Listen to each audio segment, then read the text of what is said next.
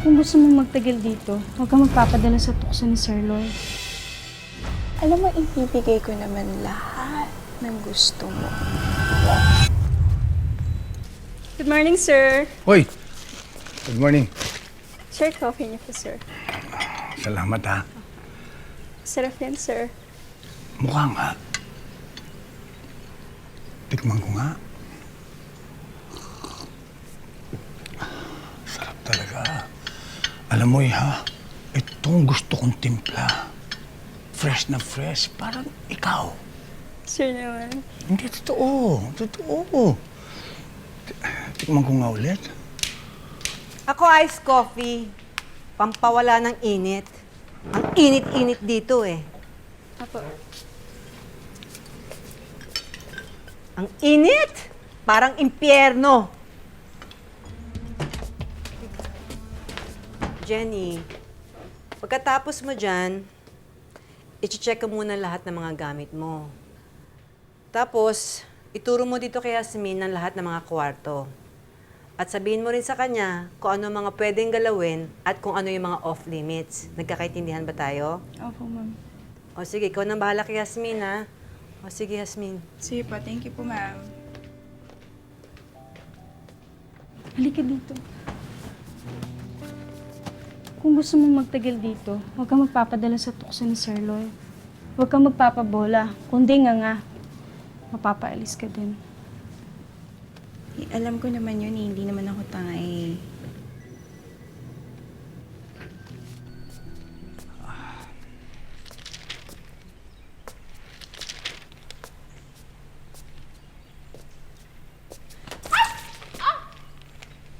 Naku, sorry po, sir. Sorry po. Hindi.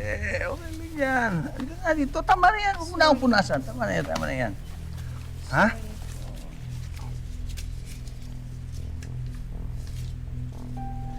Hindi ako katulad ng dati niyong may...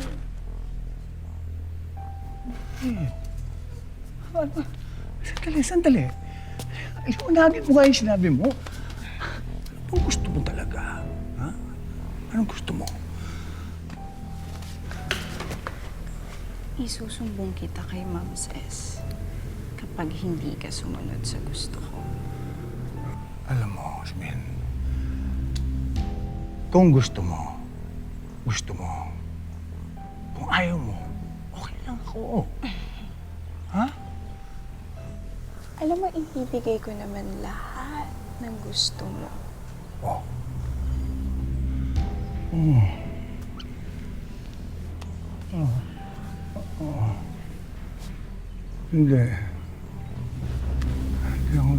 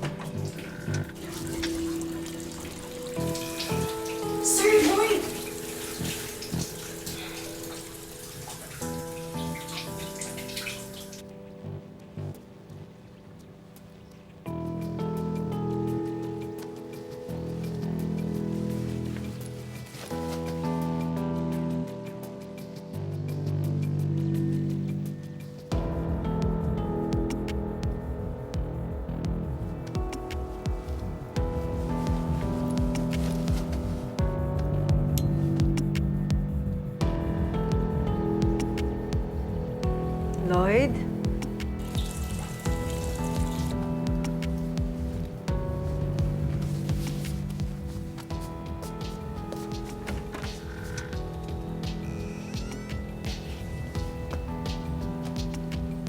Lloyd?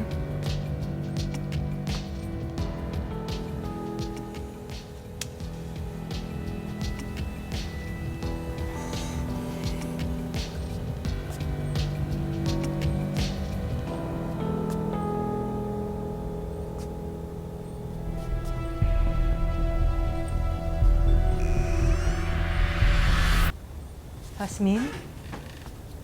Ay, Ma'am Ses, may utos po kayo? Ha? Wala naman. Nakita mo ba si Sir Lloyd mo?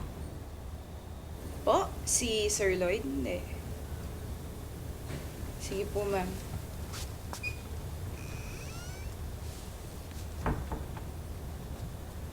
Han? Nahanap ba ako? Dito lang sa bala ko. Kumain lang ako. Kasi nagising ako, tapos pagising ko, wala ka sa tabi ko. Wala ako sa tabi mo, na-miss mo na ako kagad, ha? Halika na. Tayo sa kwarto. Halika na. Pinabola mo. Hindi pwedeng walang mangyayari sa atin. Tandaan mo yan, okay?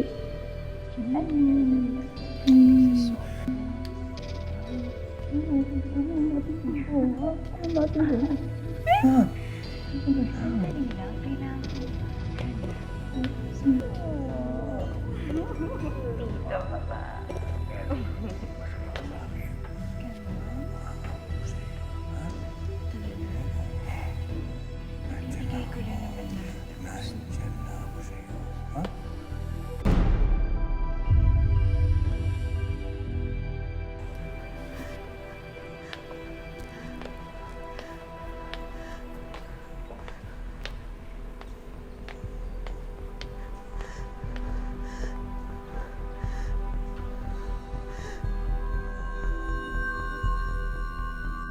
Umalis ka muna, Hasmin. Magbabakasyon kami ng pamilya ko pagdating ng anak ko. Kaya, hindi ka muna pwede dito.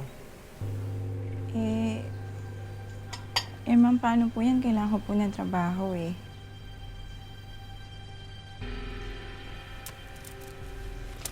Pera kailangan mo. Umalis ka na. Ngayon na po? Oo, ngayon na. At huwag ka na magpapaalam pa sa asawa ko. Kung pwede po, dagdagan niyo naman po ng konti.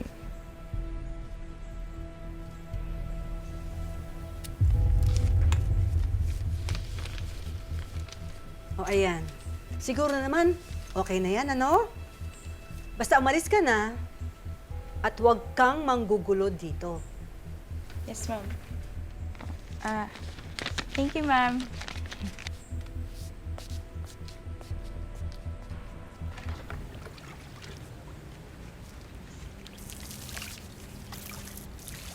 Sinong tinatanaw-tanaw mo? Ha? Wala. Ikaw lang. Pinalayas ko na. Alin, sino? Ano? Sino? Sasabi mo. Huwag ka na nga magmaang-maangan pa. Baka naman gusto mo, ikaw naman ang palayasin ko. Han, wala sa akin yun. Wala sila sa akin. Ikaw lang ang mahal ko. Alam mo naman yun eh, di ba? Mahal mo ba ako talaga, Lloyd? O mas mahal mo ang pagkalalaki mo? Huwag mong isiping tanga ako o pinagbibigyan kita. Pinapatawad kita dahil sa anak natin. Yun lang ang rason.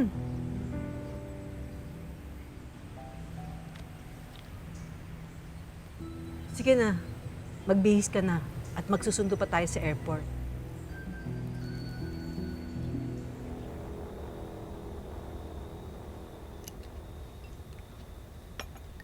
For you, Thanks, Han. for me, Adult na. Ako naman. Yan, bakit kasi wala kayong maid dito sa bahay? Ang hirap-hirap, ikaw gumagawa lahat ng chores, ikaw yung nagluluto, ikaw yung naglinis, ikaw lahat. it's okay, anak. We can manage. Di ba? Oo nga, anak. Well, if you say so. Pero alam niyo, sobrang na-miss ko kayo. Tsaka yung sobrang sarap na pagkain, pang breakfast, yung amoy ng home-cooked food mo. Siyempre, lahat ng yan na niluto ko, alam kong paborito mo. Alam kong marami kang makakain ngayon. Diet ka nga pala, ma, walang rice for you.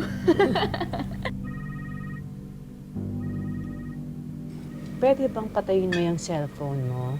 Baka makita ng anak mo. Okay. Sorry.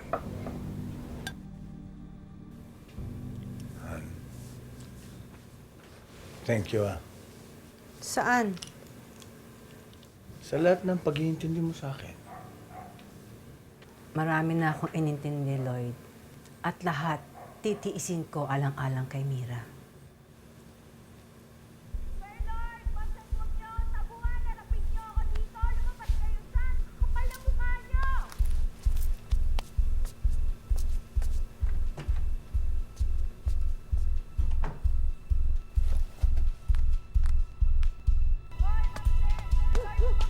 Diyan! Huwag niyo akong taguan! Sir Lloyd, ang kapal ng mukha mo! Ginagawa mo dito? Bakit mo ako tinataguan? Ginagawa mo dito? Huwag ka mag-skandalo dito. Umalis ka na. Kailangan malaman ni Ma'am Ces ang totoo. Kailangan malaman ang totoo. Anong kailangan malaman? Hindi ba pinadala na kitang pera? Ano pang ginagawa mo? Umalis ka na dito. Hindi sapat yun. Hindi pwedeng mawala ng ama ang anak ko. Buntis ka? At ikaw ang ama? Oo, hindi mo ba narinig yung sinabi ko? Siya yung ama. At hindi ako papayag na mawala ng ama ang anak ko. Kailangan niyang panagutan to. Kailan mo pa alam to, ha? Matagal na niyang alam. Hindi niya lang sa'yo masabi kasi dadating yung anak niyo at hindi ka niya maiiwan. Pero ngayon na may anak na ako, kailangan niya panagutan to. Patas na tayo. Ika na! Paano mo ito nagawa sa akin? Kasi hindi ka na niya mahal. Alam mo, ako na yung gusto niya, hindi na ikaw matanda ka na. Ngayon, may anak na kami, magsisimula na kami ng bagong pamilya. Sasabi! Babae ka! Walang iya ka!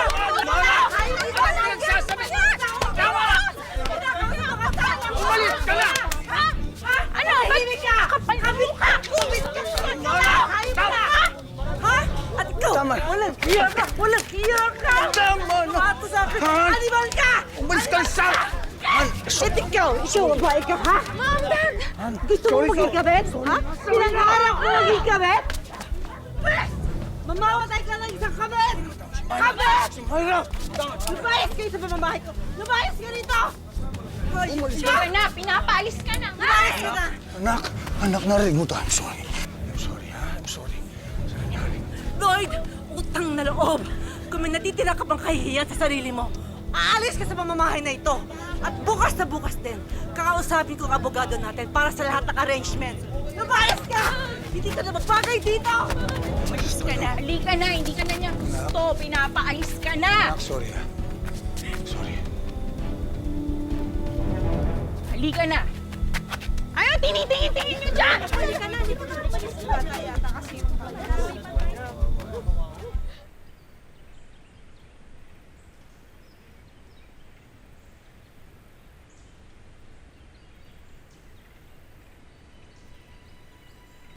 Ma,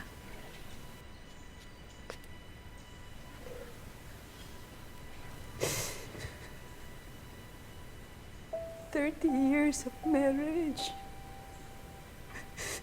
Ganun na lang ba yun? Ma, but it was a good 30 years. Pero ma, it's time to let go. Kailangan mo na mag-let go, ma. God knows I sacrificed so much for this marriage to work. Alam ko, nakita ko yung sacrifices mo, ma. You and Dad raised me. Pero, just make Dad live his own life. And the good thing is, he can also start a new life. Nandito lang ako. Nandito lang kami ng magiging apo mo. Kaya tama na, ma. Pero paano ka na? Paano na ako? Hindi ko alam kung paano ako ulit magsisimula. Hindi ko alam.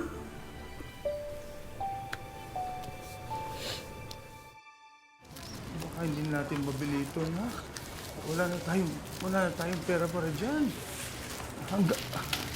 Miss? Yes, sir. Pwede bang bonus mo na lang sa bata ito. Gustong-gusto na ito eh. Wala lang akong budget eh. Tatanggihan mo pa naman ba yung bata? Bilhin mo na lang nga. Miss, Pa naman yan. ako na lang magbabayad nung binibili nung yung pamilyang yun, yung may buntis. Sige ko lang. O, sige. Sheila, okay na to. Lolo, nabayaran na po ito.